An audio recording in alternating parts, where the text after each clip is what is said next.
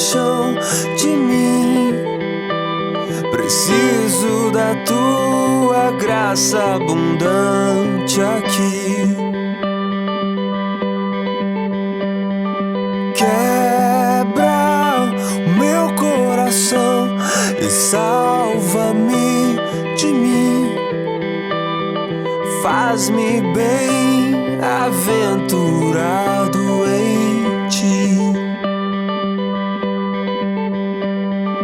Pai, Deus de justiça, misericórdia, amor, confesso que me afastei, me esqueci de ti. Eu não sou mais que os outros, me ensine a ver quem sou. Faz-me doar ao invés de possuir. Esvazia o meu ego, enche-me de ti. Ajuda-me a confiar, mesmo quando a confiança me falta. Ajuda-me a enxergar, mesmo quando meu olhar falhar.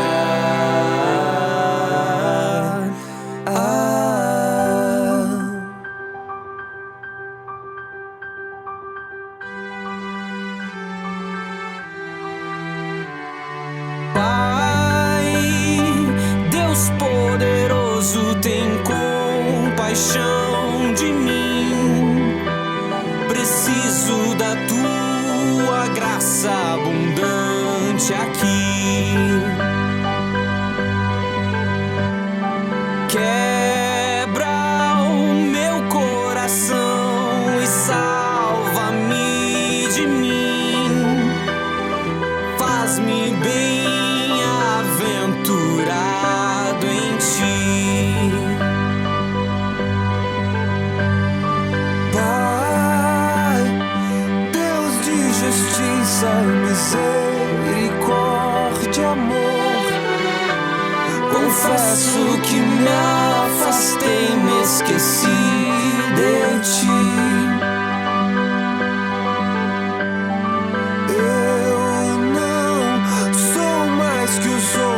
Me ensine a ver quem sou. Faz-me doar ao invés de possuir. Esvazia o meu ego, enche-me de ti.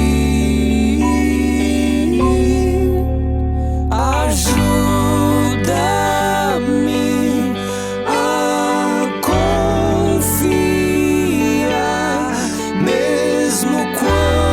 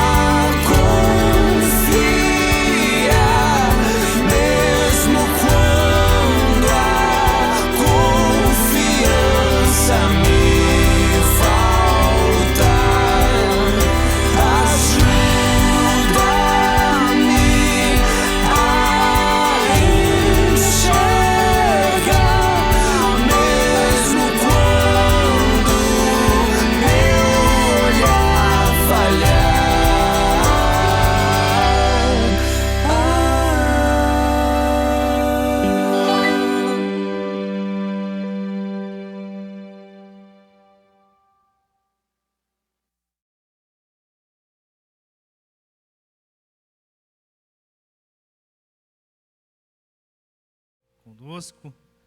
É muito bom estar louvando a Deus, estar no templo, na sua casa, engrandecendo e prestando culto a Ele. É um privilégio muito grande que nós temos. Um privilégio muito grande que você tem de sair da sua casa, de vir até aqui, nessas duas, acho que dá umas 2, 3 horas, né, pastor? Depende do dia que o pastor está empolgado ali. É muito bom estar em comunhão com vocês, é muito bom estar junto com vocês, apesar de todas as limitações que nós temos. É muito bom estar aqui, louvando a Deus. Eu queria estar lendo um texto para a gente começar. Está lá em Salmo 95, do 1 ao 6. Diz assim: venham, cantemos ao Senhor com júbilo, celebraremos o rochedo, a nossa salvação.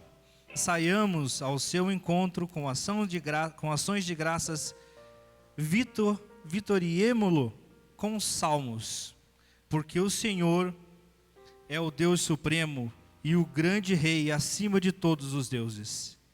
Nas suas mãos estão as profundezas da terra, e as alturas dos montes lhe pertencem. Dele é o mar, pois ele é o que fez a obra de suas mãos dos continentes. Venham, adoremos e prostremo-nos, ajoelhemos diante do Senhor que nos céus, que nos criou. Esse é o nosso Deus, o Deus que criou tudo e todos, um Deus que está acima de todos os deuses, inclusive os nossos, que nós criamos nos nossos corações.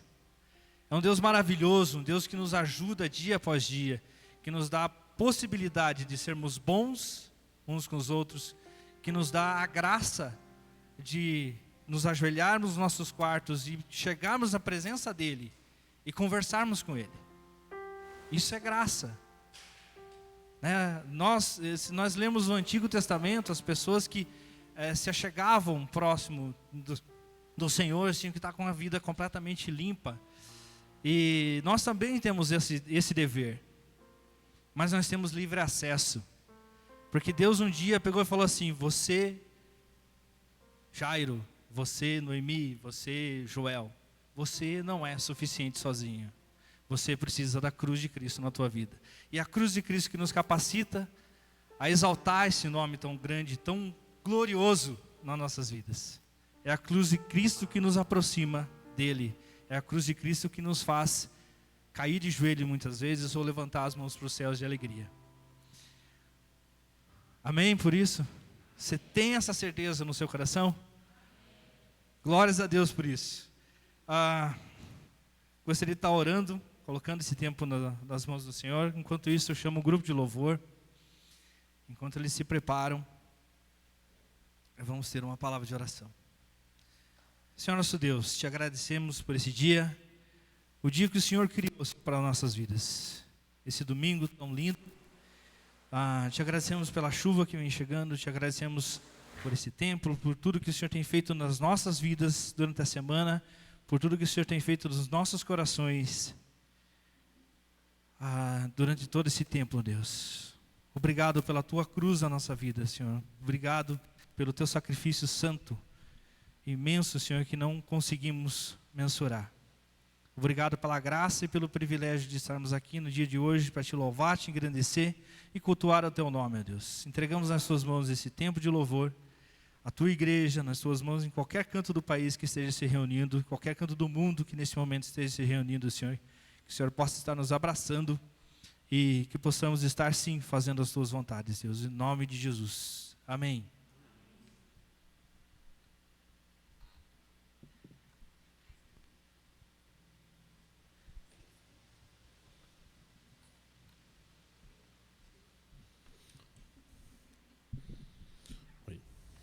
Boa noite. É muito bom a gente poder estar aqui novamente na casa do Senhor e poder louvar, engrandecer o nome dEle. Eu fico muito feliz de ver cada um de vocês aqui, de separou esse tempo para estar aqui conosco aqui, para a gente juntos como família, louvar ao nosso Deus. E é muito bom a gente poder fazer isso em família, estar juntos, nos fortalecer, né, estar, né, nos fortalecendo a cada dia. Você que está em casa aí também, que separou um tempinho aí para estar nos assistindo e estar conosco aí nesse culto, né, onde vamos poder louvar, engrandecer o nome do nosso Deus e também aprender um pouco mais do caminhar com Cristo, né, e precisamos uns dos outros para nos apoiar, nos dar suporte, se ajudar, se alegrar juntos, chorar juntos, né? Chorar de alegria, às vezes chorar um pouquinho de tristeza, alguma coisa que não sai de acordo com aquilo que nós esperávamos, mas estamos aqui porque confiamos em um Deus, que é o Todo-Poderoso, é o Rei dos Reis, o Senhor dos Senhores, e é aquele que enviou o seu Filho para morrer pelos meus pecados e pelos seus pecados. E se estamos aqui reunidos nessa noite, é porque acreditamos na cruz de Cristo, acreditamos, né, no seu Filho que morreu e ressuscitou para nos livrar de toda maldade, todo pecado, toda sujeira que nos envolvia. O sangue de Cristo, ele nos purifica de todo e qualquer pecado. E estamos aqui nessa noite e queremos louvar a esse Deus que enviou o seu Filho, né, para morrer na cruz e ressuscitou e está preparando um lugar para mim e para você. Se você tem essa certeza, ele está preparando um lugar para você. E um dia ele vem me buscar. E pense num dia feliz, né? Aí nem começou o culto, eu já estou começando a chorar, mas é uma coisa, né? Mas pense na felicidade, né, do dia de você ouvir a trombeta, né, tocando e o Senhor vindo nos buscar. Oh, glória, aleluia, né? E esperamos esse dia. Enquanto isso, né, nos reunimos aqui, enquanto Ele não vem, nos reunimos para louvar o nome dEle e aprender como viver com Ele. Queria convidar você a ficar em pé, cantar Maranata.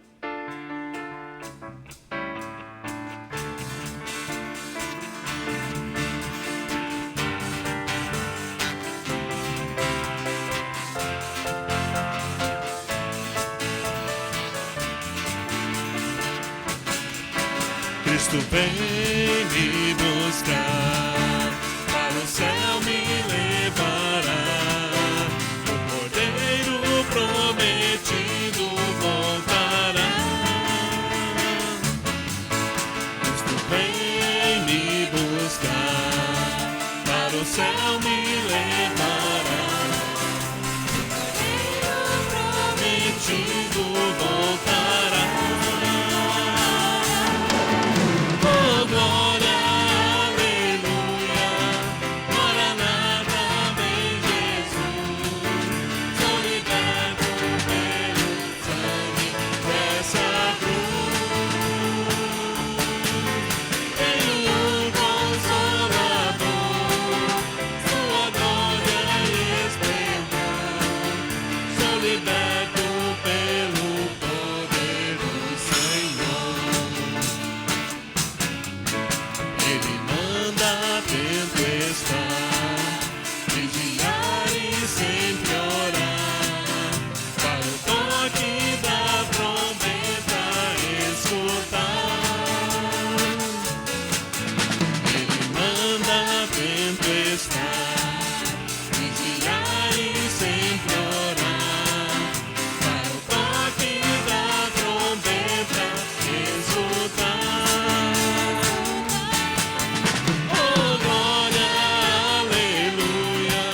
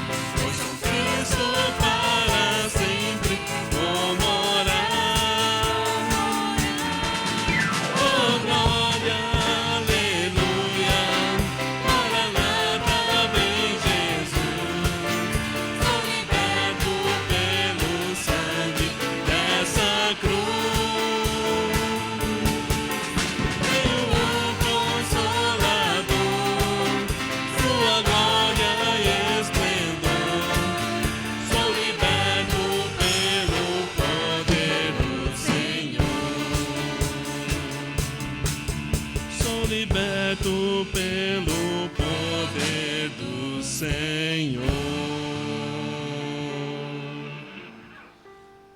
Amém? Oh, que maravilha, né?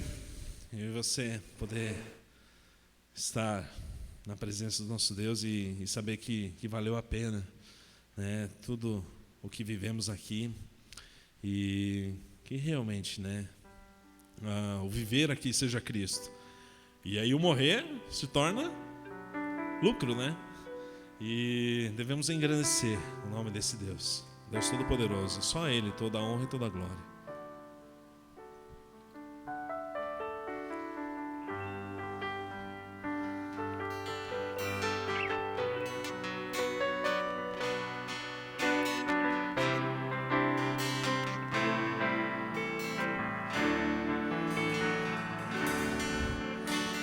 Seja engrandecido, ó Deus da minha vida. Tu és o Deus da minha salvação.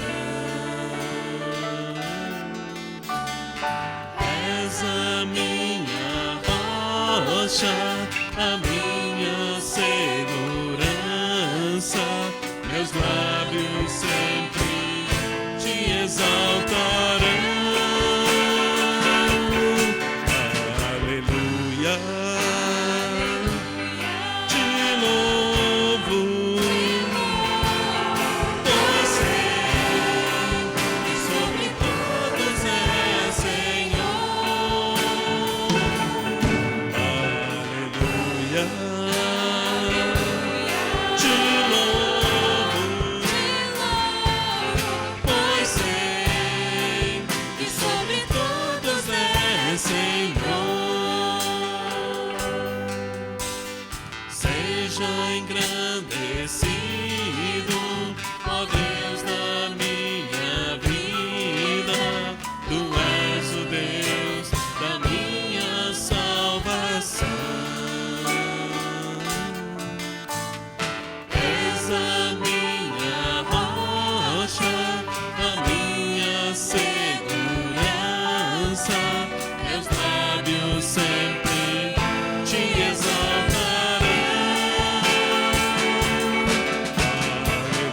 Aleluia, te louvo, pois sei que sobre todos é Senhor. Aleluia, te louvo, pois sei que sobre todos é Senhor. Aleluia, aleluia, aleluia, louvemos ao Senhor. Aleluia, aleluia, aleluia, louvemos ao Senhor. Senhor, nessa noite estamos aqui, Pai, para engrandecer o Teu nome. Que sabemos que é o Senhor que tem cuidado de nós, é o Senhor que tem suprido as necessidades dos nossos lares, é o Senhor que tem ido, às vezes, muito além daquilo que necessitamos. E estamos aqui nessa noite para louvar, engrandecer o Teu nome, que só o Senhor é digno de receber toda a honra e toda a glória. E estamos aqui, Pai, porque amamos o Senhor e sabemos que o Senhor tem um plano perfeito para cada um de nós. E esperamos ansiosamente, né, o dia que o Senhor nos chamar para morar com o Senhor. E enquanto isso, estamos aqui para buscar aprender a depender do Senhor, a andar nos Teus caminhos. É isso que pedimos e colocamos nas Tuas mãos e queremos oferecer a nossa vida um louvor altíssimo. Em nome de Jesus. Amém. Essa música fala ao Rei dos Reis consagro tudo que sou. Nesse momento também queria fazer o momento da oferta. E eu e você devemos consagrar toda a nossa vida emocional, a nossa vida econômica, financeira, os nossos filhos, entregar nas mãos do Senhor e confiar que Ele tem sempre o melhor para mim e para você. E eu queria estar fazendo um momento de oferta, porque ao consagrarmos toda a nossa vida ao Senhor, né, e também consagramos, né, o nosso bolso, né, a Ele, e precisamos das ofertas para manter o templo, para manter os nossos compromissos aqui. Contamos com o apoio de cada um de vocês. Vocês que nos visitam, né, não se sintam constrangidos, é um compromisso nosso aqui. E ao cantar essa música também, queria que você prestasse muita atenção nas declarações que eu e você vamos fazer ao cantar essa música. Que isso realmente seja uma verdade na minha e na sua vida. Que eu e você não sejamos mentirosos ao cantar essa letra. Que a gente possa estar verdadeiramente, né, vivendo tudo aquilo que vamos cantar agora ao nosso Deus. Amém?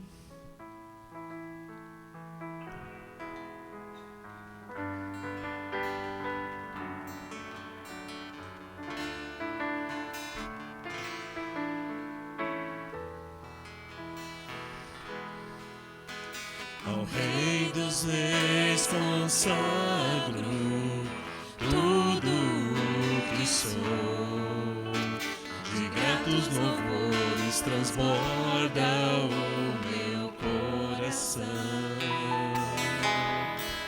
A minha vida eu entrego nas tuas mãos, meu Senhor, pra te exaltar com todo o meu amor. Eu te louvarei conforme a tua justiça e cantarei louvores, pois tu és altíssimo. Celebrarei a ti, ó Deus, com meu viver. Cantarei e contarei as suas obras, pois por tuas mãos foram criados terra, céu e mar e todo ser, e neles há. Toda a terra celebra a ti, com cânticos de júbilo, pois tu és o Deus Criador. Toda a terra celebra a ti, com cânticos de júbilo, pois tu és o Deus Criador. Celebrarei a ti, ó Deus, no meu viver. Cantarei, contarei as suas obras, pois por tuas mãos foram criados terra, céu e mar e todo ser, e neles há. Toda a terra celebra a ti, com cânticos de júbilo, pois tu és o Deus Criador. Toda a terra celebra a ti, com cânticos de júbilo, pois tu és o Deus Criador. Pois tu és o Deus Criador. A honra, a glória, a força e o poder ao Rei Jesus.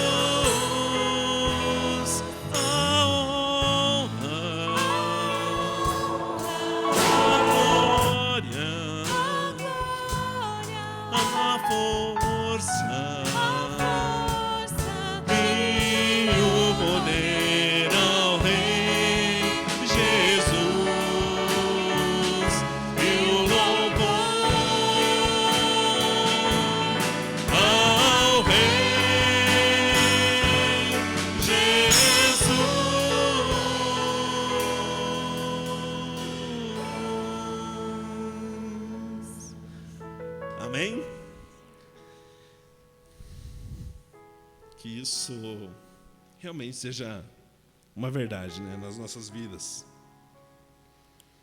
Que o Rei dos Reis, eu e você, consagre tudo que nós somos. Agora, neste momento, queria ler um versículo para vocês. Vamos ver se eu vou conseguir. A vida.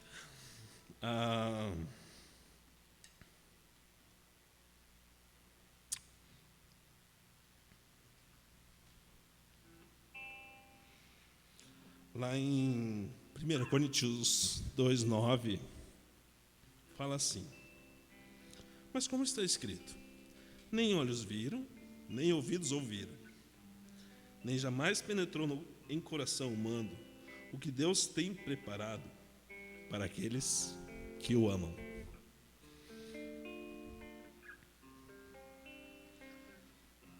Tem uma música que fala assim: nem olhos viram, nem ouvidos ouviram o que Deus preparou para nós. Um futuro certo, cheio de esperança e paz, muita paz. Quero viver teus sonhos, teus planos, tudo que por mim conquistastes na cruz. A tua vontade é o meu prazer. Sem ti nada posso, opera em mim o teu poder e vê o fruto do teu penoso trabalho, alegra-te sobre mim. Nem olhos viram, nem ouvidos ouviram o que Deus preparou para nós. E eu queria cantar sem chorar, mas não tem jeito. E por que eu estou falando para vocês sobre essa música hoje? É que ontem foi um dia muito especial para a nossa vida, né? Ontem eu e a Pâmela completamos 11 anos de casado. E veio muito forte esse versículo na data de ontem. Lá atrás, há 11 anos atrás, exatamente aqui, nessa igreja, não era bem nesse horário. Nesse horário eu estava bem ansioso, preocupado, não sabia se ela vinha. Eu já estava aqui, mas eu não sabia se ela vinha, né? E ela veio. E há 11 anos atrás, nem olhos viram, nem ouvidos ouviram o que Deus tinha preparado para nós. Nem sempre foi de muita paz, mas a gente pôde perceber que o Senhor estava conosco todo o tempo. E caminhar com Ele foi maravilhoso. Entre lutas, entre vitórias, entre perdas, o Senhor estava conosco. E no dia de hoje, todo mundo já me conhece, né, pela minha música, né, a música do Josi, né? Então, qualquer lugar que eu vá, na célula, tem uma música que eu gosto muito. E ela me acompanha. E ela não é somente uma música, é um pedido. Para que Deus nunca deixe eu esquecer que tudo que tenho, tudo que sou e tudo que eu vier a ser, vem dele. Então, nem olhos viram, nem ouvidos ouviram o que Deus tem preparado para os próximos 11, talvez 22, talvez 33, 44, sei lá quanto tempo eu vou estar aqui, mas o tempo que nós estivermos aqui, a gente vai estar juntos com Cristo e sempre solicitando a Ele, pedindo para que Ele nunca nos deixe esquecer que tudo vem do Senhor.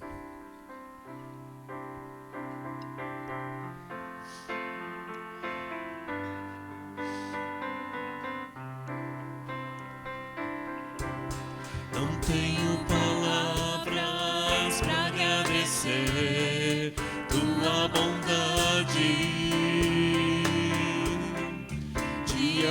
dia me cercas com fidelidade. Nunca me deixes esquecer de tudo que tenho, tudo que sou e o que vier a ser, vem de ti, Senhor. Não tenho palavras para agradecer tua bondade. Dia após dia me cercas com fidelidade. Nunca me deixes esquecer de tudo que tenho, tudo que sou e o que vier a ser, vem de ti, Senhor. Dependo de ti, preciso de ti, sozinho nada posso fazer. Descanso em ti, espero em ti, sozinho nada posso fazer. Nunca me deixes esquecer de tudo que tenho, tudo que sou e o que vier a ser, vem de ti, Senhor.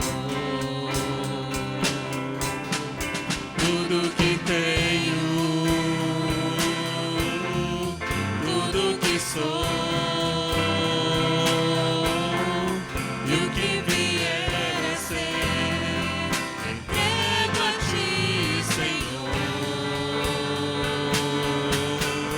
Tudo que tenho, tudo que sou e o que vier a ser, entrego a ti, Senhor. Nunca me deixes esquecer de tudo que tenho, tudo que sou e o que vier a ser, vem de ti, Senhor. Senhor, nós te louvamos e agradecemos, porque tudo que temos, tudo que somos, vem do Senhor. Achamos que podemos muitas coisas, mas se o Senhor não nos despertar com vida, o nosso respirar vem do Senhor. Dependemos completamente do Senhor. E eu louvo ao Senhor por esses 11 anos de casado. Muito aprendizado. Sabemos que o Senhor esteve conosco todo esse tempo. Passamos por algumas lutas, algumas escolhas que fizemos erradas também. Mas sabemos que o Senhor nunca nos desamparou, sempre esteve conosco. E quero pedir que o Senhor continue, Pai, abençoando a minha vida, a vida da Pâmela, a vida dos nossos filhos, assim como o Senhor fez nesses 11 anos, e que venham mais anos na sua presença, Pai. Queremos que o Senhor participe do nosso casamento, que seja um casamento a 3, como prometemos lá atrás, aqui mesmo, há 11 anos. Que isso continue. E queremos glorificar o Senhor. Queremos que o nosso casamento glorifique o Senhor, que a nossa família sirva para glorificar o Senhor, para ser uma testemunha de que a gente só é feliz mesmo com o Senhor no nosso casamento. Só temos a verdadeira felicidade é porque o Senhor está conosco. E agradecemos por tudo que o Senhor tem feito por nós, inclusive pelas lutas que o Senhor nos proporcionou. porque assim podemos ter o crescimento junto contigo. Cada luta, cada batalha com o Senhor, uma vitória, e com essa vitória um crescimento, um aprendizado, e louvamos ao Senhor até pelas lutas que passamos, e agradecemos porque o Senhor nunca nos desamparou. E que o Senhor abençoe, Pai, a vida da Pamela também, como mãe, dê sabedoria, Senhor, a ela, a mim como pai, me dê sabedoria, Pai, de como criar nossos filhos nos teus caminhos. E é isso que eu te peço a sua bênção sobre a vida de cada família aqui também representada, Senhor. Que o Senhor esteja também, Pai, no centro do casamento de cada um dos irmãos aqui. E que o Senhor continue abençoando os pais, que eles, com sabedoria ao criar seus filhos. Aqueles que ainda não casaram, que o Senhor prepare uma pessoa especial que venha do Senhor, que sirva para a honra e glória do seu nome. É isso que pedimos, Pai, que eu peço em nome de Jesus. Amém. Podemos nos assentar.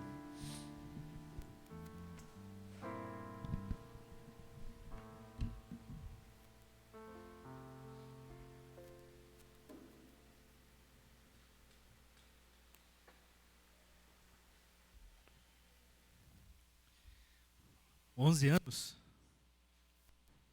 Hein? 11 anos. Viu? Nós vivemos em uma sociedade, né? E a sociedade muitas vezes tem mania de colocar estereótipos em cima de algumas coisas que eles não conhecem. E uma delas é o casamento. Eu gostaria de perguntar para os irmãos, o Joso falou aqui várias coisas, mas eu gostaria de perguntar, eu gostaria que alguém levantasse a mão, qual é o defeito do casamento?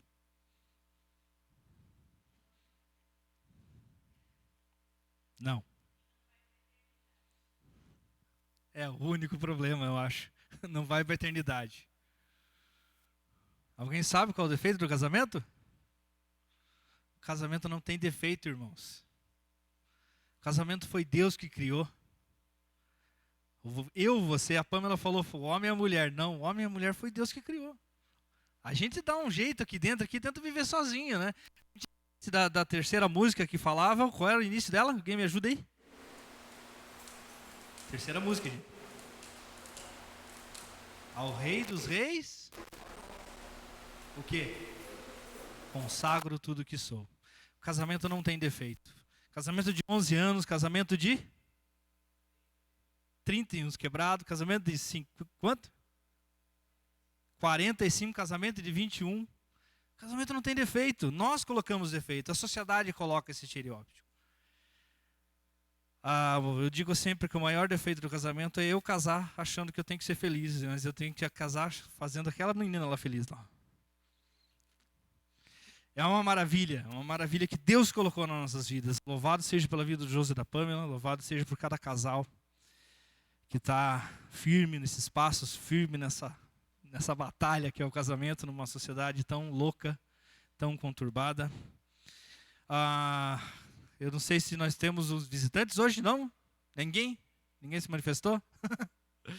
Mesmo assim, seja bem-vindo, que Deus abençoe, seja a primeira, segunda, terceira vez que você já nos vem frequentando nossos cultos. Um recado só que me passaram é a ceia do Senhor, semana que vem.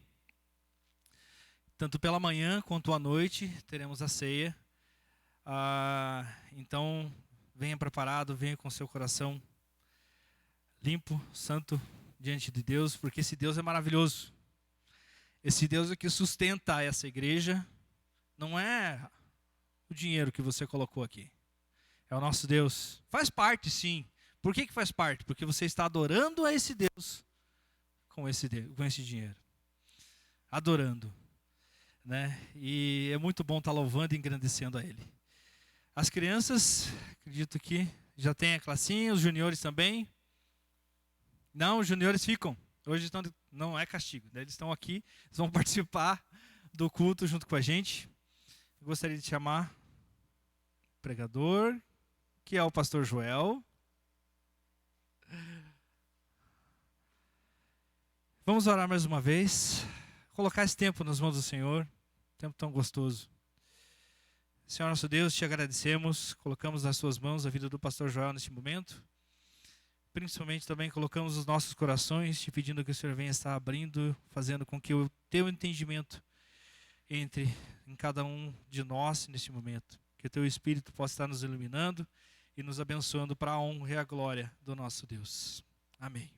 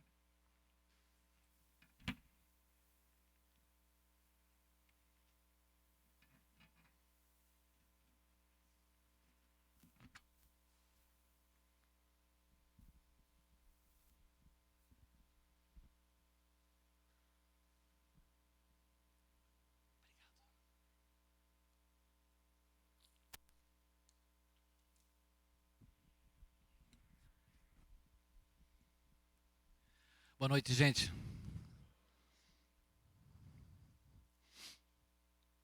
Estamos estudando a primeira carta de João. Abre a sua Bíblia lá. Eu acho que você já está quase decorando. E hoje nós vamos pensar um pouco nos versículos, no capítulo 2, versículo 12 a 14. 1 João 2, 12 a 14.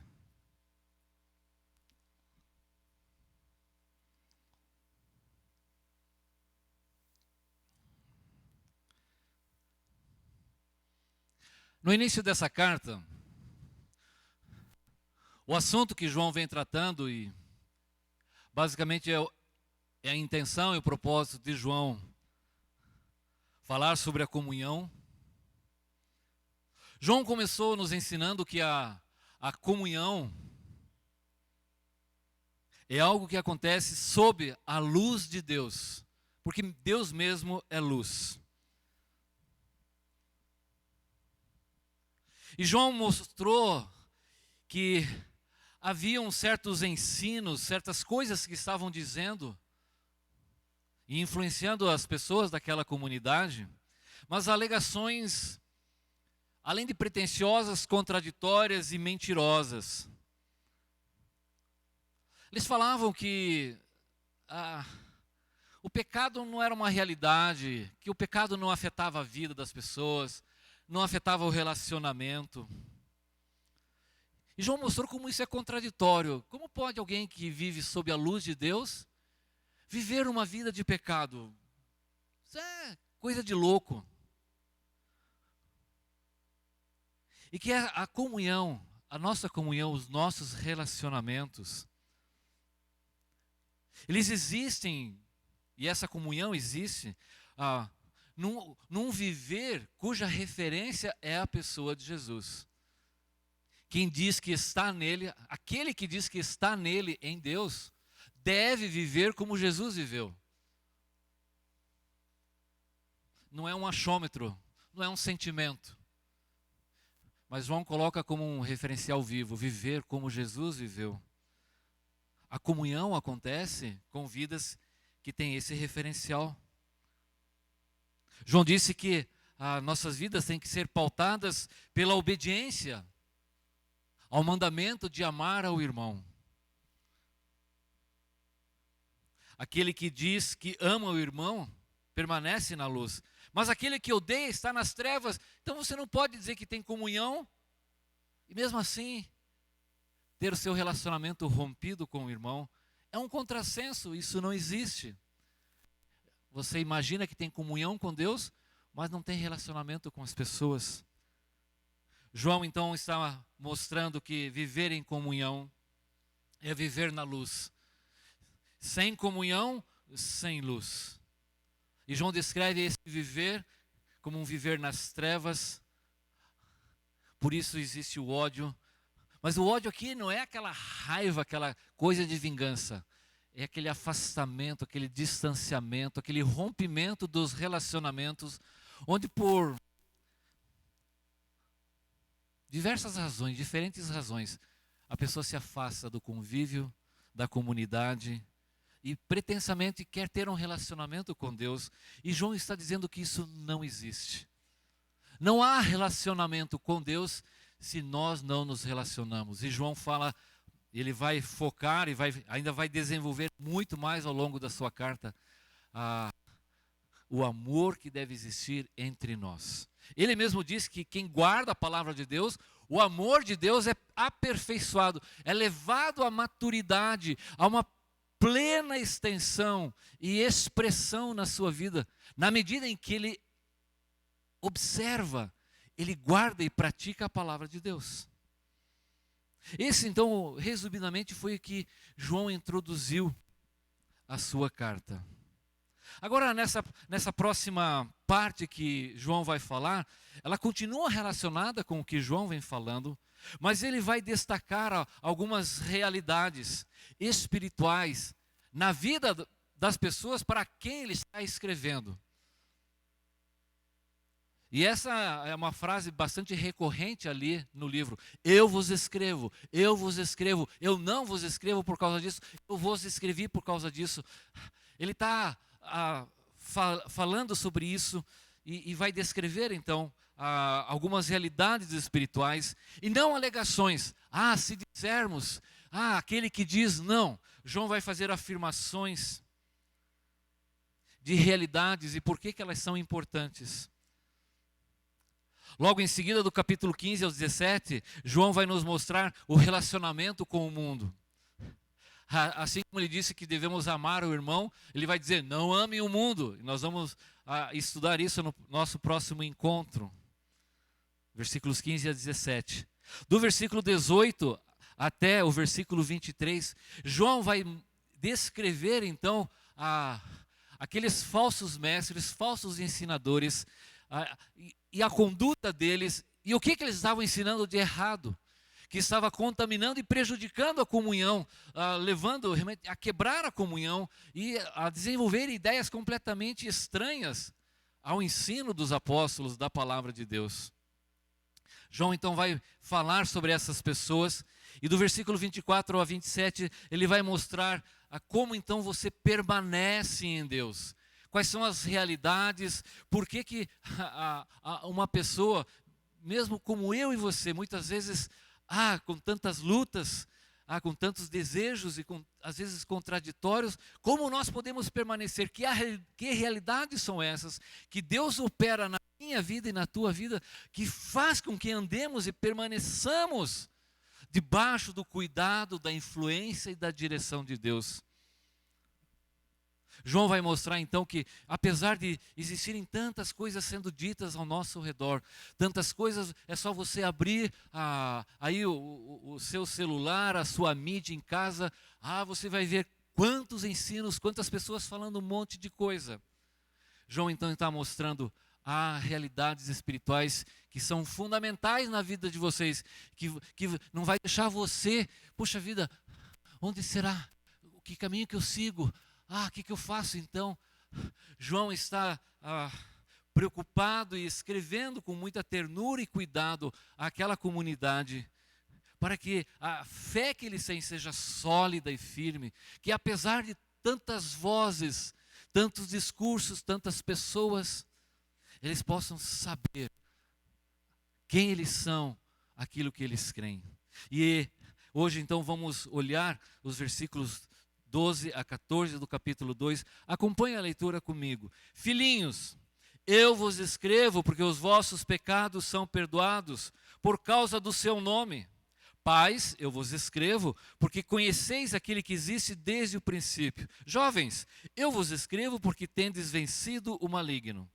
Filhinhos, eu vos escrevo porque conheceis o Pai.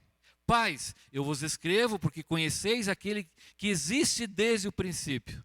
Jovens, eu vos escrevi porque sois fortes, e a palavra de Deus permanece em vocês, e tendes vencido o maligno. Você observou que há uma espécie de uma repetição na maneira como João aqui está escrevendo. Na verdade, é quase uma poesia que João está escrevendo aqui. E há uma estrutura. Tá? Ele descreve 3 grupos diferentes. E você viu que ele reparou: filhinhos, filhinhos, pais, jovens, filhinhos, pais, jovens. 2 vezes ele faz como que repetindo uma diferença. Às vezes repete a frase inteira, às vezes acrescenta algo mais, às vezes descreve algo diferente. Mas, de uma certa maneira, ele dividiu esses 2 grupos, né? Depois colocou um verbo: eu vos escrevo, eu vos escrevo, eu vos escrevi. E finalmente diz o porquê. Por 6 vezes, em todas elas, João vai mostrar então uma razão, uma motivação. Eu vos escrevi por quê? Filhinhos, pais, eu vos escrevi por quê? Então 6 vezes ele usa essa estrutura. Ele vai dar uma razão. Esse porquê então mostra uma explicação. E são essas explicações que João vai nos dar, essas realidades espirituais que estão nessas pessoas. E João aqui, ele faz uso de alguns verbos, de tempos verbais muito interessantes. Ao falar aos filhinhos, ao falar aos pais, ao falar aos jovens, eu vos escrevi por quê? E você vai notar então que ele usou diferentes expressões, diferentes realidades espirituais. Porque os vossos pecados são perdoados, porque vocês conhecem aquele que existe desde o princípio, porque vocês têm vencido o maligno. Na língua que João escreveu, diferentemente do nosso português, isso a gente acaba perdendo, porque esses verbos, nós aprendemos isso desde a escola há muito tempo, né? Basicamente nós temos 3 tempos dos verbos, não temos? Passado, presente e futuro. E basicamente nós entendemos as coisas no tempo. Mas na língua que João escreveu, e isso é uma coisa muito bonita, a ênfase não era nem tanto os tempos, mas a dinâmica da ação, daquilo que estava acontecendo.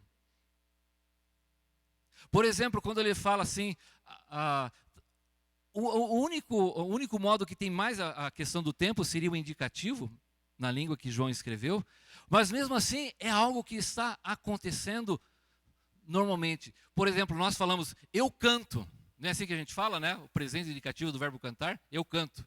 Mas na língua que João escreveu, a ideia seria, eu estou cantando. É algo que eu estou fazendo e fazendo continuamente. Percebe essa dinâmica da ação, do cantar? E é isso que João, a maneira como ele se expressa aqui, na língua que ele escreveu, tem essas ideias. E aqui ele vai usar um tempo chamado tempo perfeito. E esse tempo realmente ele é perfeito. Ele é muito joia. Sabem por quê? É uma implicação muito impressionante. Porque ele está falando assim, de algo que aconteceu no passado, lá atrás, mas cujos efeitos ainda perduram até o dia de hoje. Por isso ele disse assim, eu conheci alguém. Então a maneira como ele escreve, usando o tempo perfeito, ele não está dizendo simplesmente que você conheceu alguém lá no passado e aquilo... Não. Esse conhecimento, você conheceu essa pessoa e ainda hoje você a conhece. Percebeu a diferença? E é dessa maneira que João escreve aos seus leitores. Era uma coisa normal, os seus leitores entendiam isso normalmente. Nós perdemos um pouco, às vezes, por causa da nossa tradução.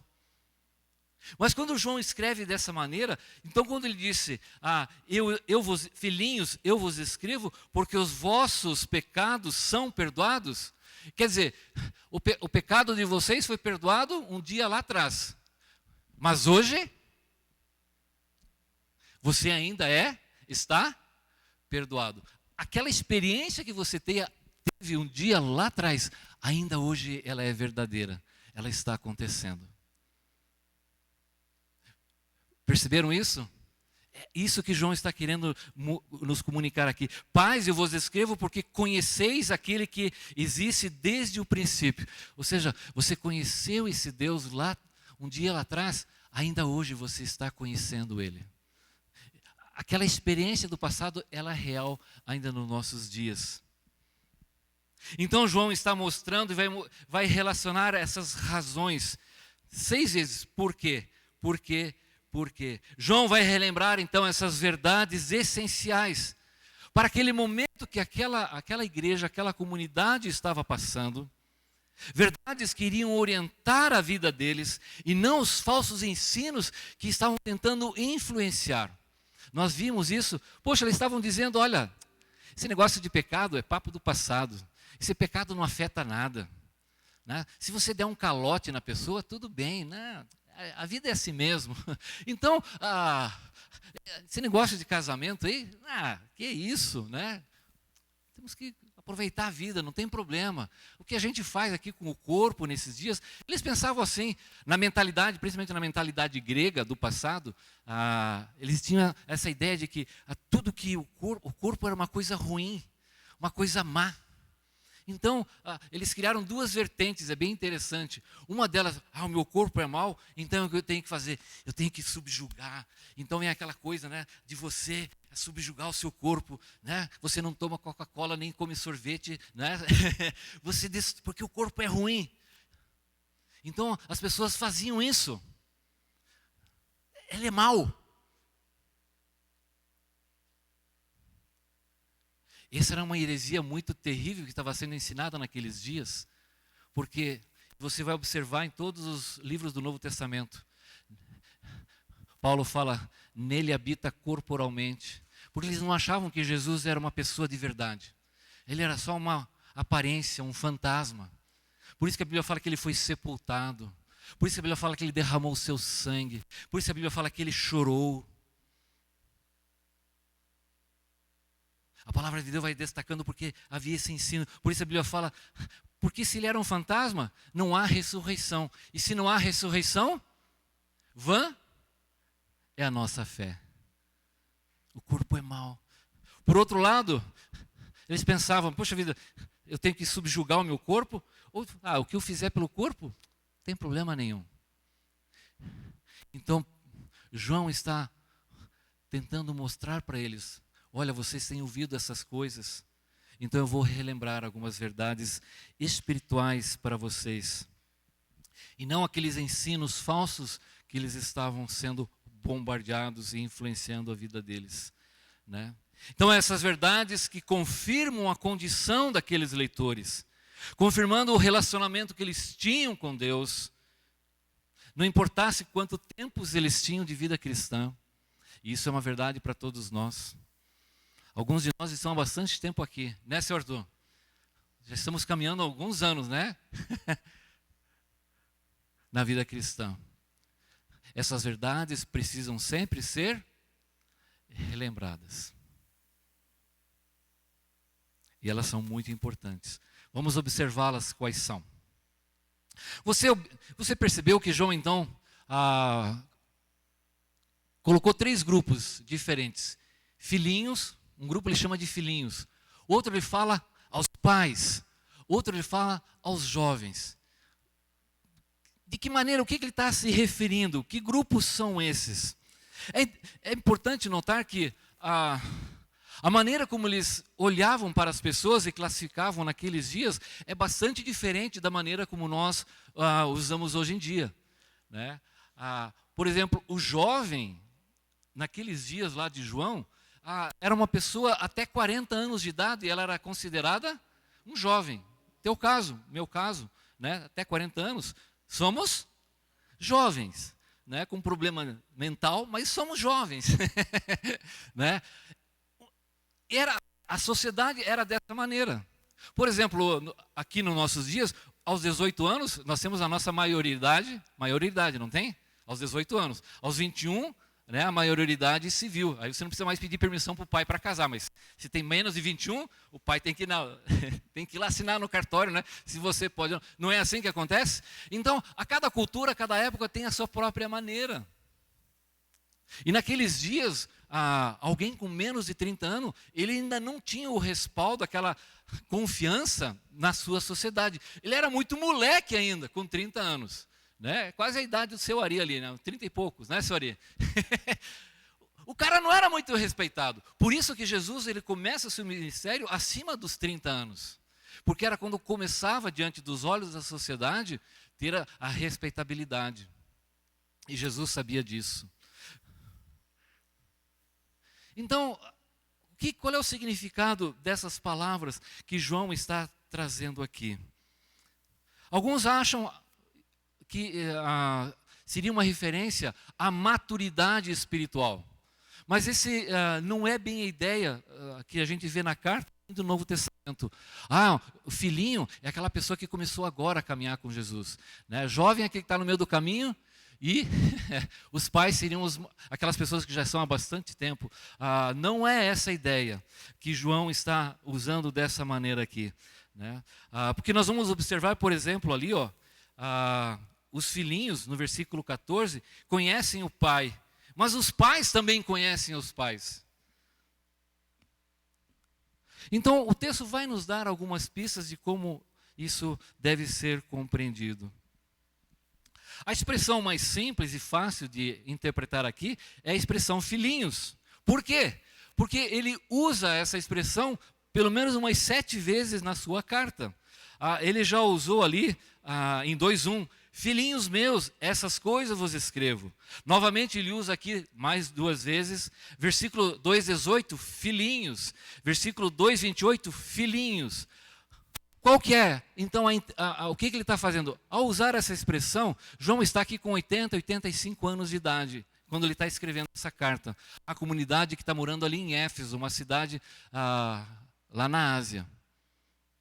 Então, é essa maneira terna daquela comunidade que ele cuida, está pastoreando, a qual ele tem responsabilidade, e alguém que está com muita idade. Então ele se refere a todos os seus leitores, ele faz isso ao longo de toda a sua carta, meus filhinhos.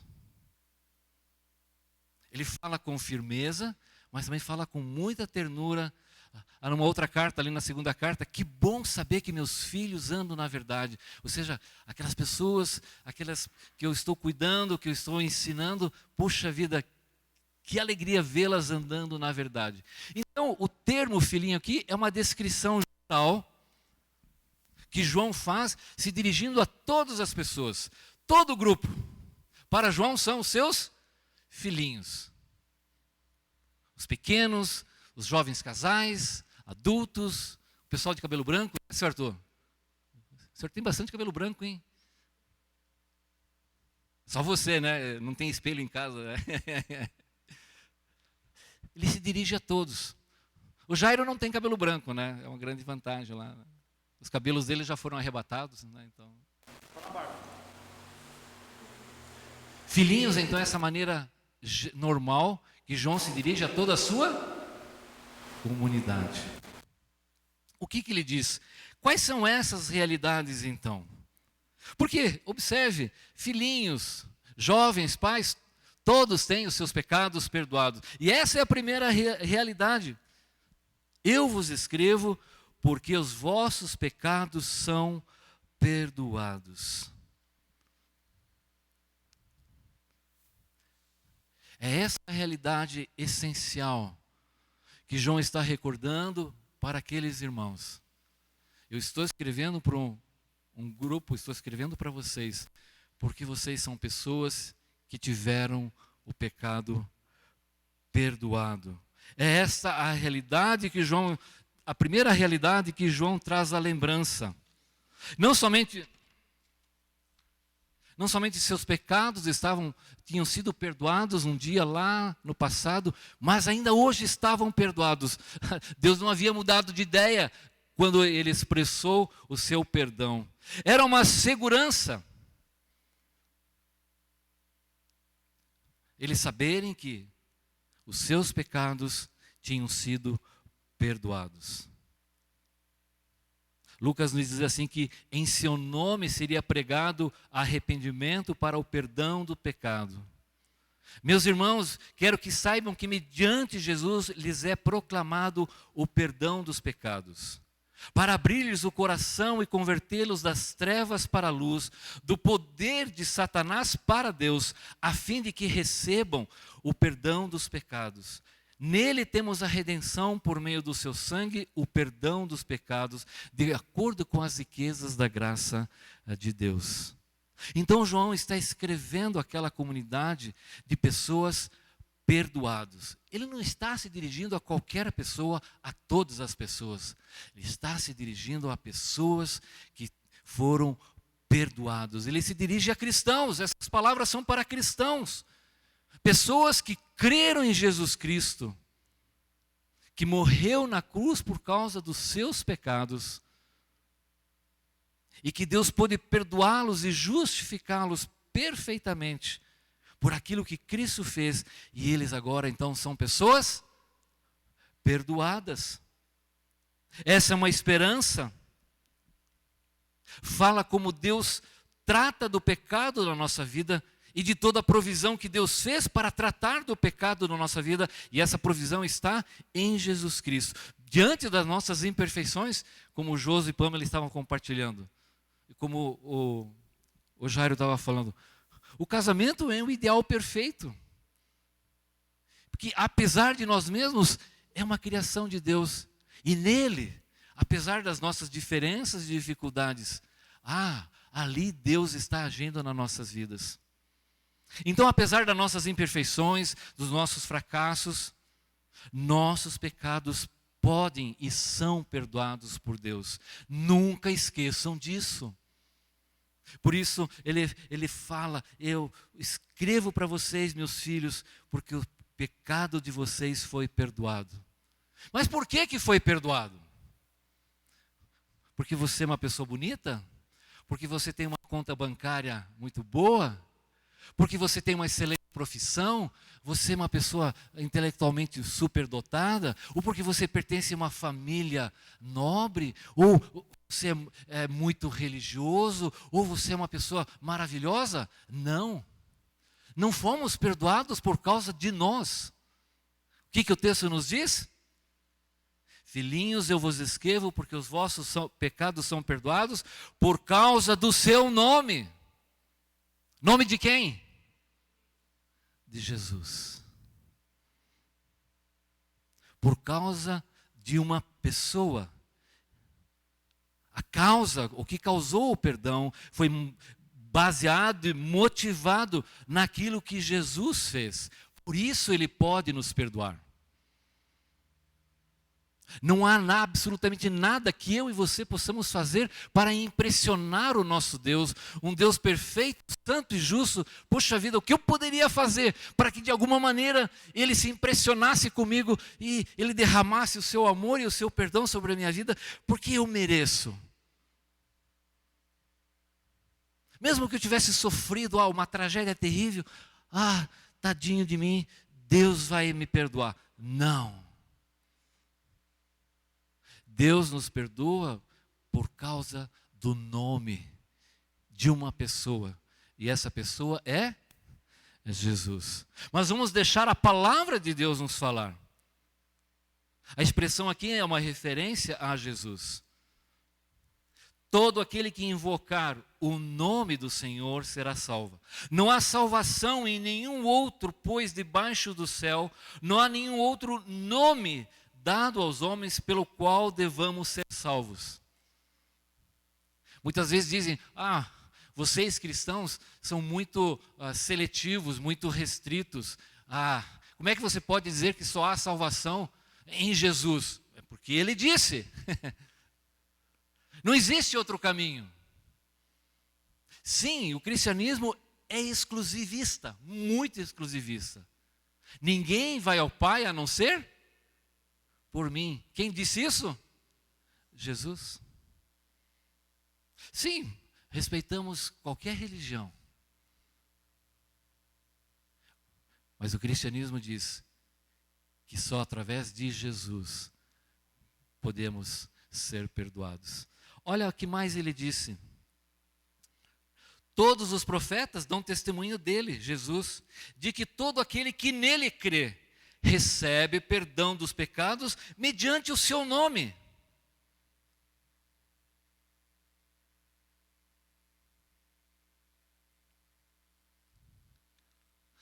Só há perdão dos pecados através de Jesus. E por que João faz essa referência? É porque naqueles dias era algo muito mais forte, mais intenso. Nos nossos dias, nem tanto. O nome carregava muitas vezes um significado muito grande na vida da família ou das pessoas. Hoje de manhã estava falando, né? O nome do nosso terceiro filho é Mateus, né? O significado da palavra Mateus é presente, dádiva. E foi assim que ele veio. Às vezes eu não acredito muito nisso, mas ele é um presente de Deus na nossa vida. Na cultura bíblica, tanto do Antigo Testamento como do Novo Testamento, o nome carregava dentro da sociedade. Muitas vezes o nome era dado por um acontecimento do dia. Né? Talvez dê uma trovoada. Põe lá, né? Zé Trovoada. Imagina a figurinha, né? Então, as pessoas davam um nome conforme, às vezes, uma experiência. Às vezes, de animais. Débora significa abelha. Né? Eu não sei se era muito abelhuda ou ele era uma pessoa muito trabalhadora. Não sei, muito doce. Né?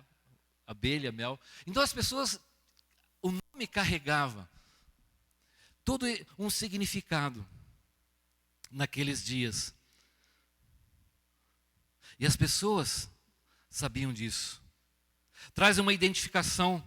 Por exemplo, lá em Atos 5:41, os apóstolos saíram do sinédrio alegres por terem sido dignos de serem humilhados por causa do nome de Jesus. Também era uma questão de poder. Não tenho ouro nem prata, mas o que tenho, isso te dou. Em nome de Jesus Cristo Nazareno, ande. Em nome de Jesus, ele ordena. Havia autoridade e poder no nome de Jesus. Não era um mantra, um ábrate sésamo. Muitas pessoas acham, né? Em nome de Jesus, e usam essa expressão como fosse um mantra. Não. Ao usar o nome de Jesus, você tem que saber o que significa isso.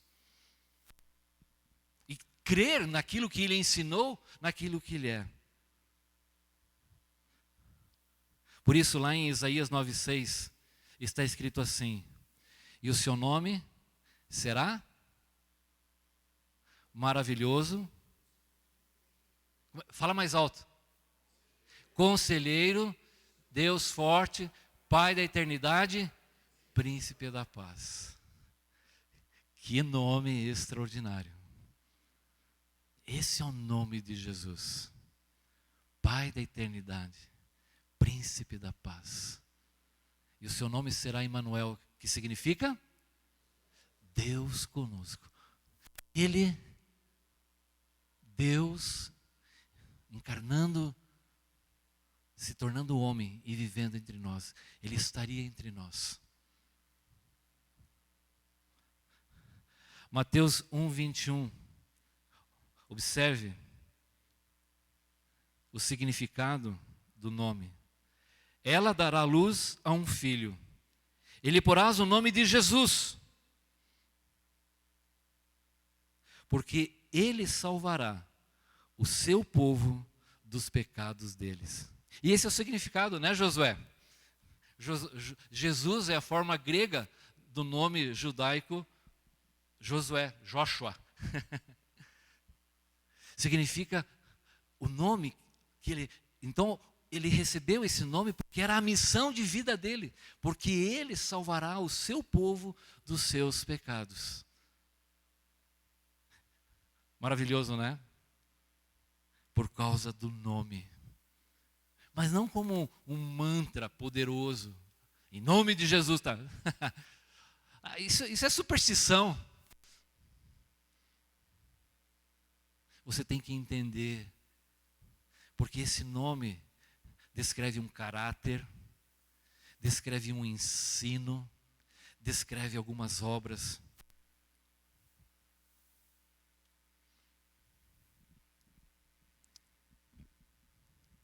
Então, naqueles dias, principalmente na cultura judaica, não era apenas para identificar a pessoa, mas muitas vezes estava relacionada com a missão de vida, com uma experiência na família.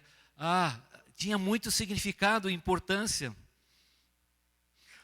Lembrei agora. Lembra-se de Abraão e Sara?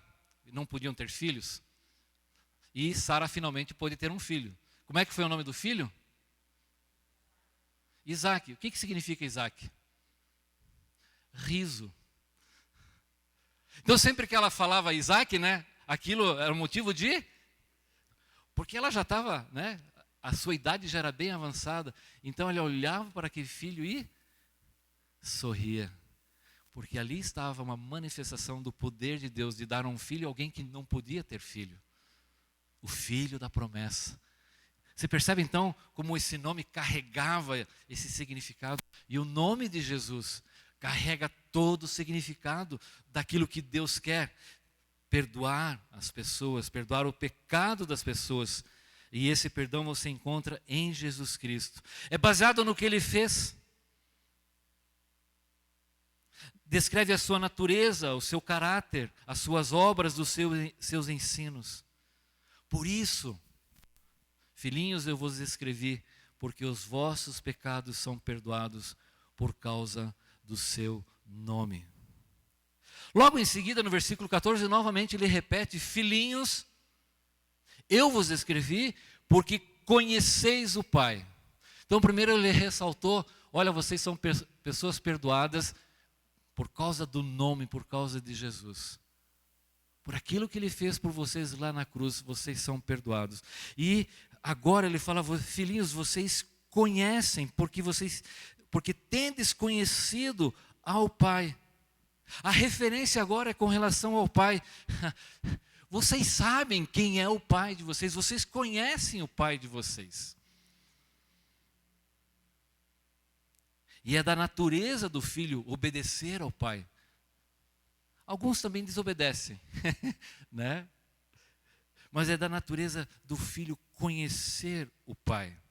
E como eu já expliquei, você deve estar lembrado, a palavra conhecer, aqui que João usa e naqueles dias, não era simplesmente saber, esse é o José, ali é o seu Arthur, tá ali seu Ari, e conhecer as pessoas, a saber onde ela mora. A palavra conhecer, ela implica não somente esses dados com relação a algo, a alguma pessoa, mas esse conhecer implica em relacionamento, em convivência, em estar junto, em ter experiências juntos. Conhecer a Deus significa caminhar com Deus, conhecer a sua vontade. E João mesmo deixou bem claro quem é que conhece a Deus. É só você voltar a página ali e está escrito: nisto sabemos que o conhecemos. Você diz que conhece a Deus? O que João disse? Quem lembra? 1 João 2,3. Nisto sabemos que o conhecemos. Você diz que conhece a Deus? Se... Fala alto. Não. Dona Edila? Se guardarmos os mandamentos. Você conhece a Deus? Então você está obedecendo os mandamentos. Porque logo em seguida ele diz: aquele que diz eu o conheço e não guarda é mentiroso. É balela o que você está falando. Você conhece a Deus? Não, você não conhece a Deus. Porque alguém que conhece a Deus, guarda os mandamentos. Não tem como inventar. É algo claro, comprovado. Não depende dos meus sentimentos, mas depende do meu relacionamento com Deus. E esse relacionamento é baseado de uma maneira clara. Conhece a Deus? Então você tem que obedecer aos mandamentos. Não há outra possibilidade. É uma relação próxima de pertencimento, de identidade. Você conhece a Deus.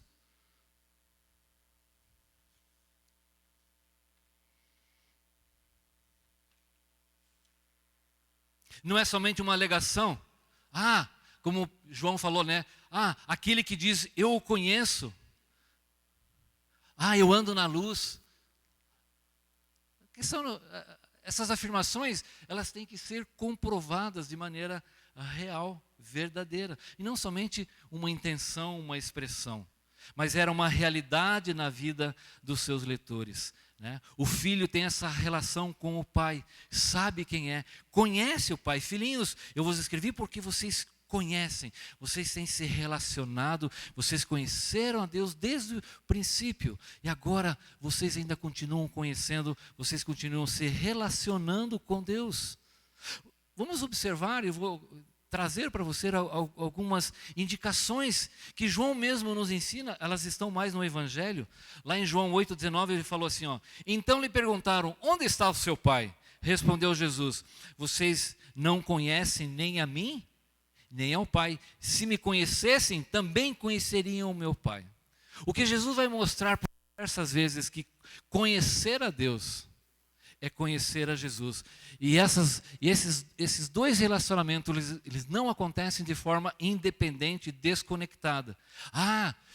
Deus é Pai, Deus é Deus. Puxa vida, como eu gosto com Deus. Você conhece a Jesus? Não quero nem saber de Jesus. Então você nunca conheceu e não vai conhecer a Deus. Porque João vai deixar muito claro que se relacionar com Deus é se relacionar com Jesus. Já lá em João 14, 6 e 7, um texto que vocês conhecem bastante, Jesus respondeu, eu sou o caminho, a verdade e a vida. Ninguém vem ao Pai a não ser por mim. Não tem o melhor caminho para ir até Deus. Vocês cristãos são muito exclusivistas. Não fui eu que estou afirmando isso, foi Jesus. E Jesus é exclusivo. Ninguém vem ao Pai a não ser por mim. É o único caminho, não é o melhor caminho. É o único caminho, é o caminho. Essas duas coisas estão juntas. Se vocês realmente me conhecessem, conheceriam também o meu Pai. Lá em João 15:15 está assim, não chamo vocês de servo, porque o servo não sabe o que o seu Senhor faz. Em vez disso, eu tenho chamado vocês de amigo, porque tudo que eu ouvi do meu Pai, isso lhes tornei conhecido. Então não se relaciona com Deus de qualquer maneira. Deus não deu essa brecha, essa oportunidade. É da minha maneira. Você se relaciona, qualquer pessoa pode se relacionar com Deus através e em Jesus Cristo, conhecendo a Jesus Cristo. E há uma passagem bem interessante, onde Jesus está conversando com seus discípulos, principalmente com um discípulo chamado Felipe. E Felipe disse assim, disse Felipe, Senhor, mostra-nos o Pai, e isso nos basta. Felipe fez manifestou um desejo, mostra-nos o Pai. E olha o que o texto diz, Jesus respondeu, você não me conhece, Felipe? Mesmo depois de eu ter estado com vocês durante tanto tempo?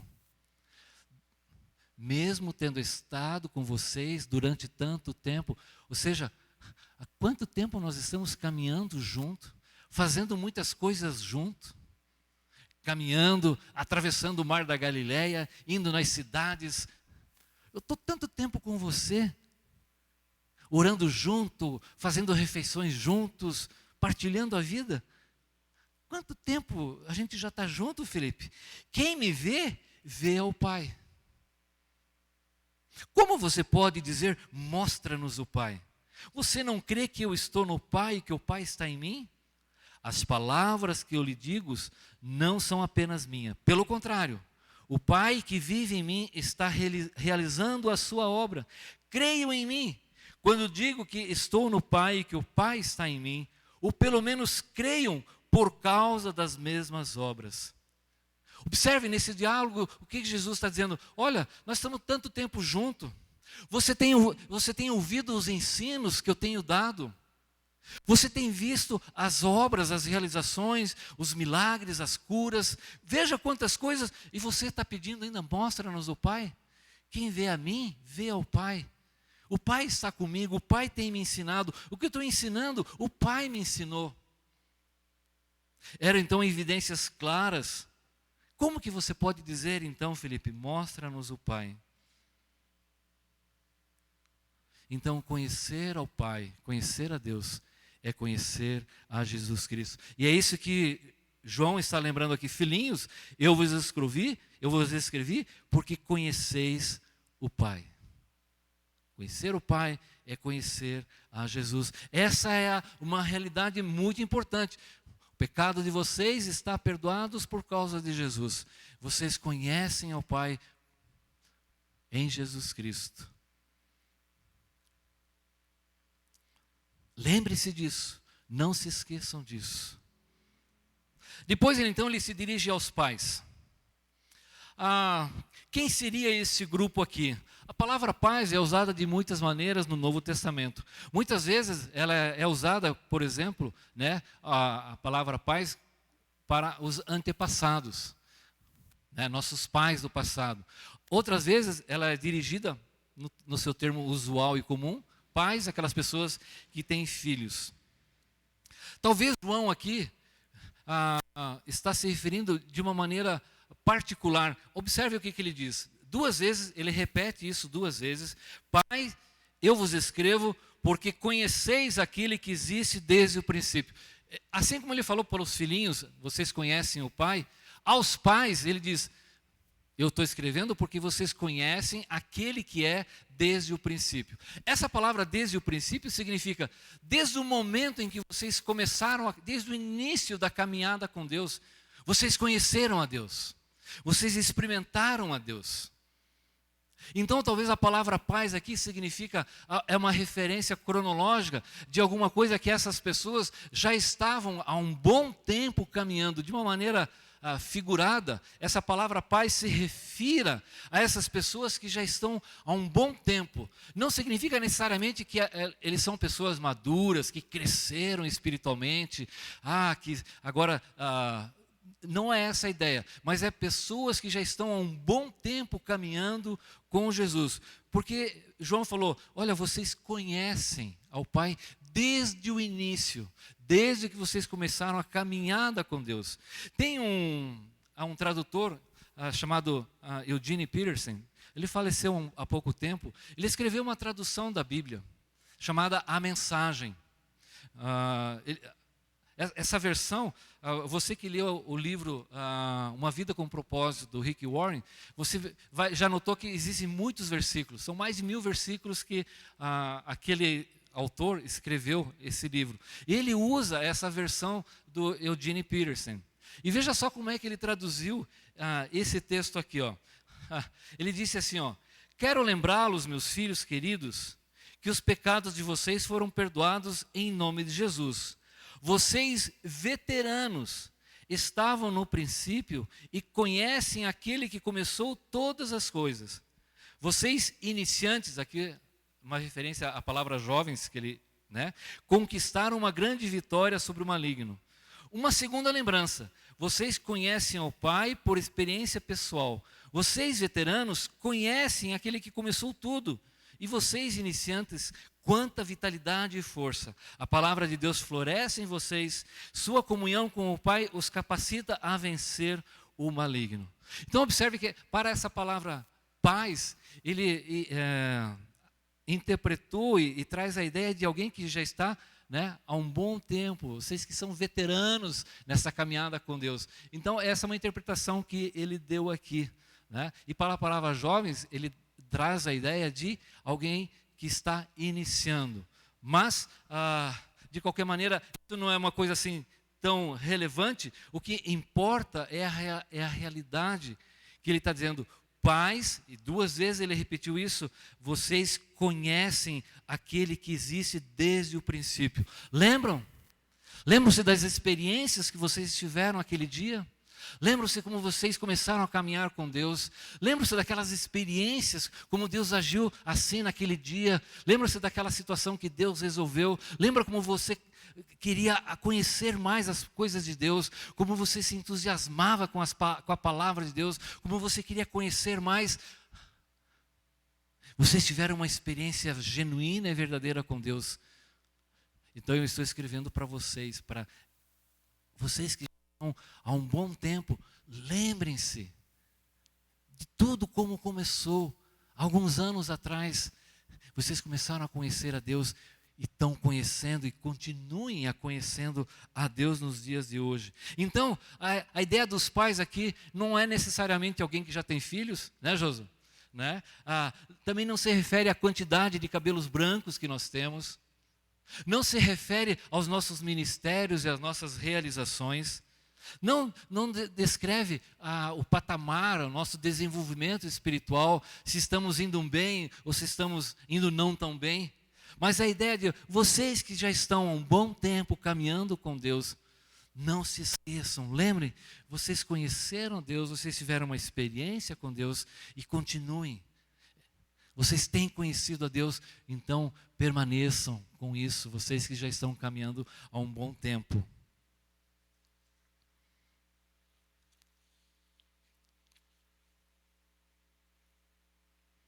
E finalmente, por 2 vezes, na primeira vez ele se refere aos jovens, eu vos escrevo porque tendes vencido o maligno. Na segunda vez ele vai descrever, vocês são fortes, e a palavra de Deus permanece em vocês, e repete, e tendes vencido o maligno.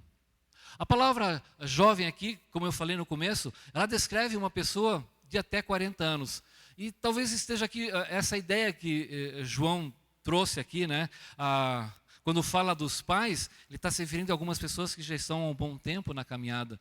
E jovens, pode ser que então esteja se referindo àquelas pessoas que já estão há um tempo menor de caminhada, ou talvez esteja se referindo exatamente aos jovens. Por quê?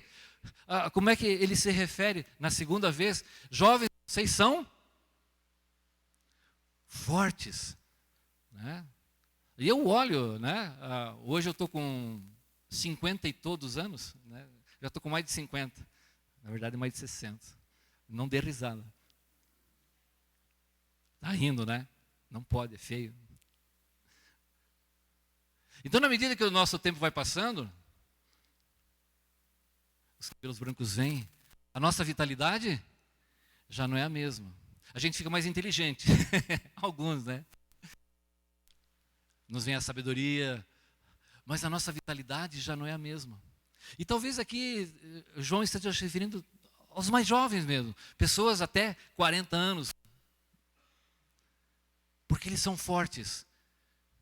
Mas penso que João não está se referindo necessariamente a essa vitalidade, ao entusiasmo. Eu me lembro, estava contando hoje de manhã, bem antigamente, né? O Joso vai lembrar disso, nós fazíamos uns retiros de adolescentes, numa chácara, lembra? E eu cuidava daquela, eu não sei onde é que eu estava com a cabeça, né?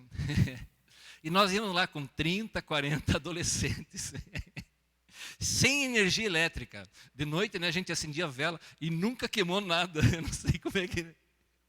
Aquela molecada não tocou fogo, era casa de madeira, colchão de palha, né? Mas era muito gostoso. Então, durante o dia, né, o que eu vou fazer?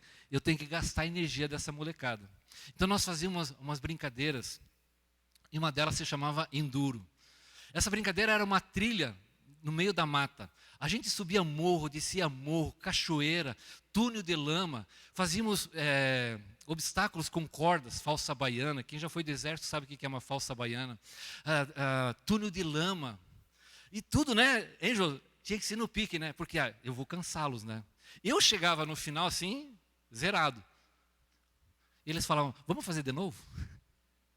Eles tinham um pico, uma vitalidade, né? À noite a gente dava chá de erva cidreira. E você sabe, né, que chá de erva cidreira dá aquela relaxada. Mas vai relaxar aquele povinho, né? Não tinha jeito. Tio, eu não vou tomar mais esse chá, dá muito sono. Não, amanhã a gente muda. Então tá bom, tio. No dia seguinte a gente dava chá de folha de laranjeira. Era mais forte ainda, né? Mas não tinha jeito, eles não dormiam. Então, o jovem tem essa dinâmica, essa força, esse entusiasmo, vamos, né? E a gente fica meio cansado, né, Edmundo? A gente está assim, né, coisa e tal, querendo ficar mais tranquilo, né? Hoje em dia o pessoal, Joel, você vai no retiro adolescente? Vou, posso ir sim, mas me coloca num quarto bem longe do fervo, assim, né?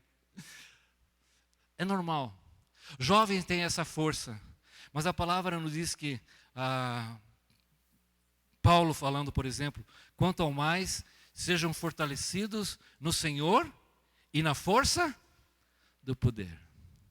Seja um jovem, uma criança ou de alguém de idade, a nossa força vem de Deus. Quando sou fraco, então sou forte. Por quê? Porque eu passo a depender de Deus e não mais dos meus recursos intelectuais, físicos, financeiros, seja qual for. Eu aprendo de Deus, eu dependo de Deus. E por isso, e João vai mostrar então que a força deles não era necessariamente por causa da idade. É interessante que João aqui faz um jogo, a palavra jovem, na língua que João escreveu, ela soa muito parecido com o tendes vencido. Ele faz um jogo de ideias ali, bem engraçado, bem interessante, né, do verbo vencer e com a palavra jovens. Vocês são fortes, mas por quê? Olha o que diz o texto. Porque sois fortes e a palavra de Deus permanece. Lembra que eu falei que a palavra permanece é uma palavra muito importante ao longo de todo o livro? Ele vai usar mais de 20 vezes essa palavra aqui no livro. Até falei para vocês, né? Pega um lápis de cor e grife a palavra permanece, pinte ali, né? Pega um lápis de cor do seu filho lá e pinte quantas vezes a palavra permanece aparece na primeira carta de João. É uma palavra importante.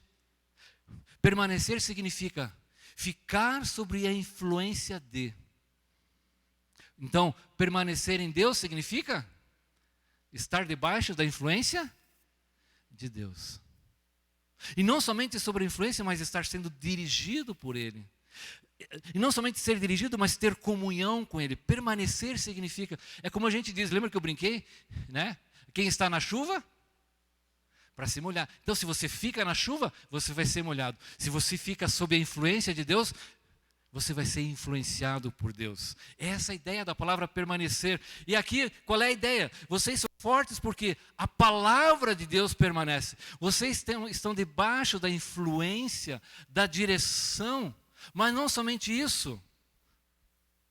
Vocês vivem e praticam. Disto vem essa força de vocês. Por isso que acontece o que ele termina dizendo. Jovens, vocês são fortes, porque a palavra de Deus permanece em vocês e tendes vencido o maligno. Essa é a primeira vitória que a carta de João fala. Mas eles venceram o maligno, aqueles ensinos errados, aquelas falsas mensagens de que podia brincar com o pecado, que não teria problema fazer coisas erradas. Isso não afeta o teu relacionamento com Deus, isso não afeta o relacionamento com as pessoas. Você pode viver do jeito que você acha. Você tem uma espiritualidade mais elevada, preciosa. Então o pecado é uma coisa que não existe. Não. Vocês venceram, porque a palavra de Deus permanece em vocês. Vocês estão sendo dirigidos, iluminados, fortalecidos. Estão vivendo, praticando esta palavra. E praticar a palavra é o que João disse. Por isso vocês conhecem a Deus. Quem diz que conhece, pratica, guarda os mandamentos. Então, era disso que vinha a força daqueles jovens. Não necessariamente por eles serem fortes, terem vitalidade, né, fazendo coisas que a gente até duvida. Mas a força deles estava no fato de que a palavra de Deus permanecia sobre a vida deles, os influenciava, os dirigia, os capacitava. Por isso eram fortes.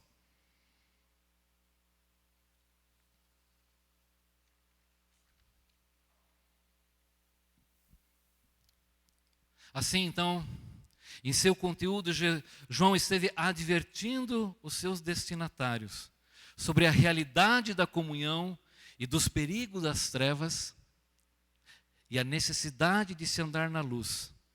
A seriedade de que se deve tratar devidamente o pecado.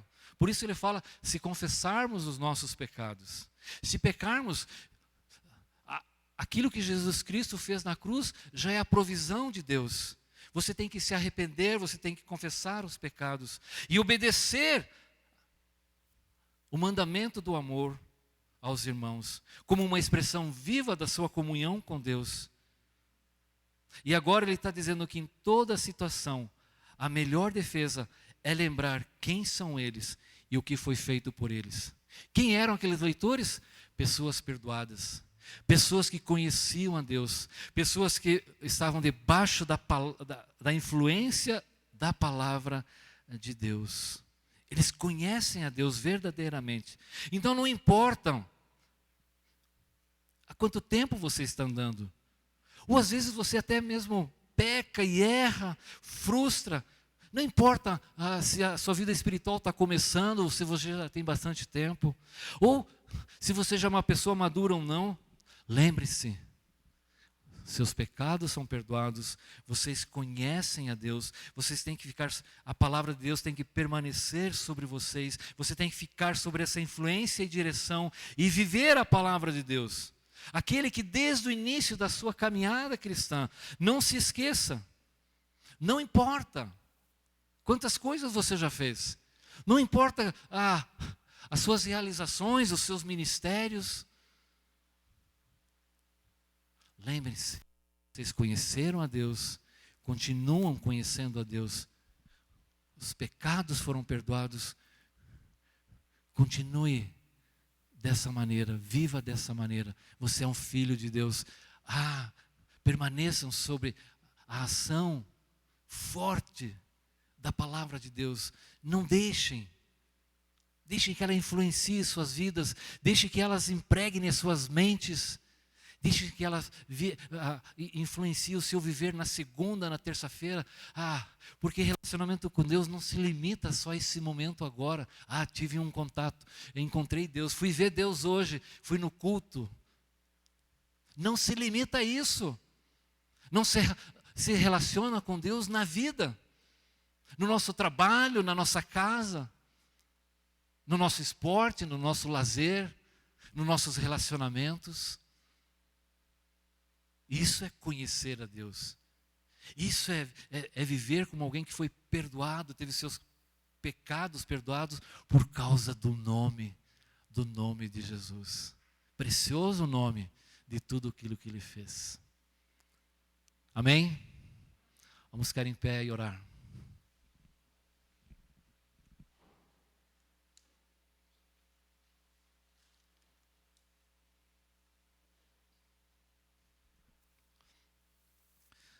Pai, obrigado por essas realidades que são tão importantes também nos nossos dias de hoje. Sermos lembrados e relembrados que somos pessoas perdoadas por Deus nos méritos de Jesus Cristo. Que conhecemos ao Pai por causa de Jesus Cristo. E que permanecemos sobre a influência e direção da Tua palavra. E isso nos fortalece.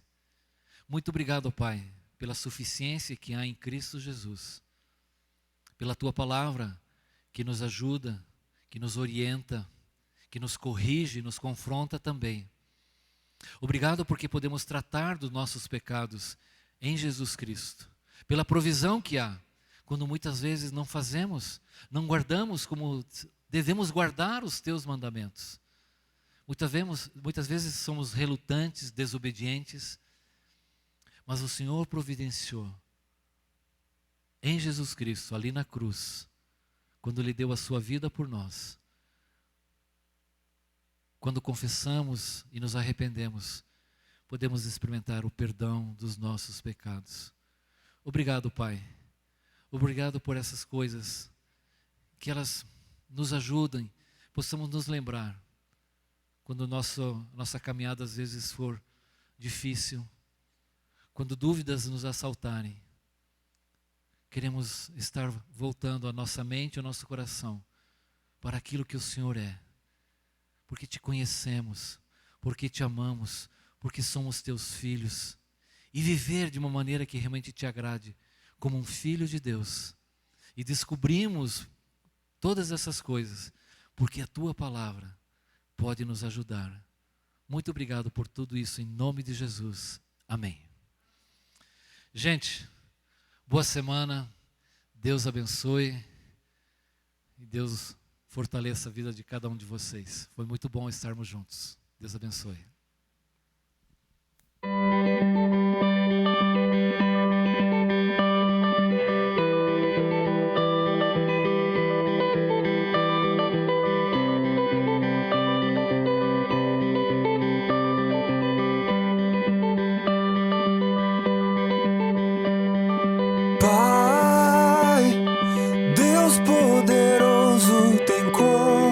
compaixão de mim.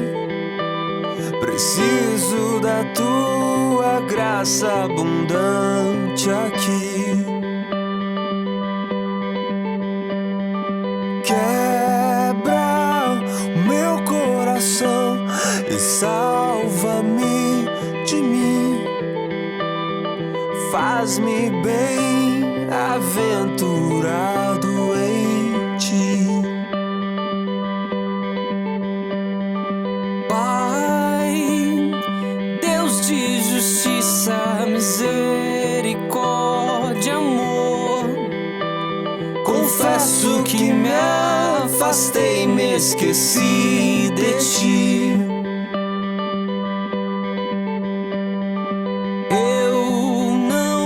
Sou mais que os outros, me ensine a ver quem sou. Faz-me doar ao invés de possuir. Esvazia o meu ego, enche-me de ti. Ajuda-me a confiar, mesmo quando a confiança me falta. Ajuda-me a enxergar, mesmo quando falhar.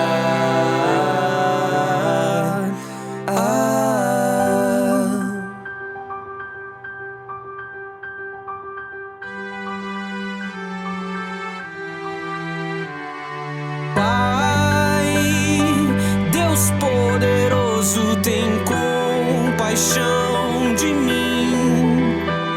Preciso da tua graça abundante aqui. Quebra o meu coração e salva-me de mim. Faz-me bem aventurado em ti. Pai, Deus de justiça, misericórdia, amor, confesso que me afastei, me esqueci de ti. Eu não sou mais que os outros, me ensine a ver quem sou. Faz-me doar ao invés de possuir. Esvazia o